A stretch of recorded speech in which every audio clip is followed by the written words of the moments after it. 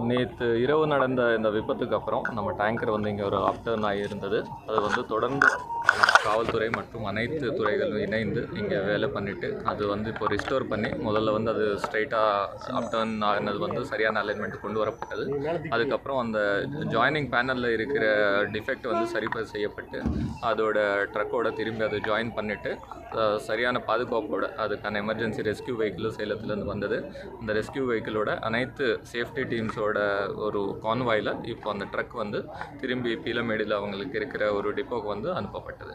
இதில் வந்து பல்வேறு டிபார்ட்மெண்ட்ஸு நம்ம மிகப்பெரிய நாங்கள் நன்றி சொல்கிறது காவல்துறைக்கு. விபத்து நடந்த சமயத்துலேருந்து இப்போ வரை மக்களுக்கு எந்த பிரச்சனை வராமல் இந்த பேரிகேட் பண்ணுறது, டிராஃபிக் டைவர்ட் பண்ணுறது, முன்னெச்சரிக்கை ஏற்பாடு எல்லாமே பண்ணியிருக்காங்க.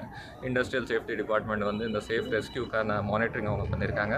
ஹைவேஸ் டிபார்ட்மெண்ட் இப்போ நீங்கள் பார்த்தீங்கன்னா இந்த 35 டன் நம்ம 18 டன் கேஸ் மற்றும் 17 டன் ட்ரக்கோட வெயிட், இந்த 35 டன்னு தூக்கக்கூடிய கிரேன்ஸ் வந்து ஒரு சில இடத்துல தான் இருக்கும். நமக்கு இந்த அவினாஷி பாலம் வேலை போயிட்டு இருக்கிறதுனால ஃபுல் டீமே இங்கே பக்கத்துலேயே அவைலபிளாக இருந்தது. அதனால அந்த 2 ட்ரெயின் அவங்க கொண்டு வந்து தொடர்ந்து இந்த ஆப்ரேஷனில் வந்து அவங்க ஈடுபட்டாங்க. அது மட்டும் இல்லாமல் கோயம்புத்தூரில் இருக்கிற நிறைய பேர் வந்து வாலண்டியர்ஸாகவே வந்து இங்கே வந்து ஹெல்ப் பண்ணியிருக்காங்க.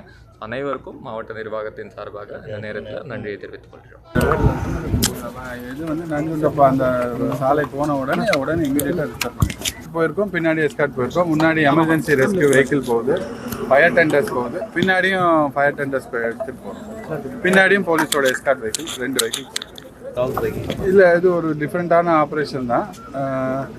நம்மளோட ப்ரையாரிட்டி வந்து ஒன்று வந்து வண்டியை சரி பண்ணுறது மட்டும் இல்லாத இங்கே இருக்கிற பப்ளிக்கை எவாக்குவேட் பண்ணுறது தான் நம்மளோட ப்ரையாரிட்டி இருந்தது. அதில் வந்து district administration and corporation officials வந்து ரொம்ப ஹெல்ப்ஃபுல்லாக இருந்தாங்க.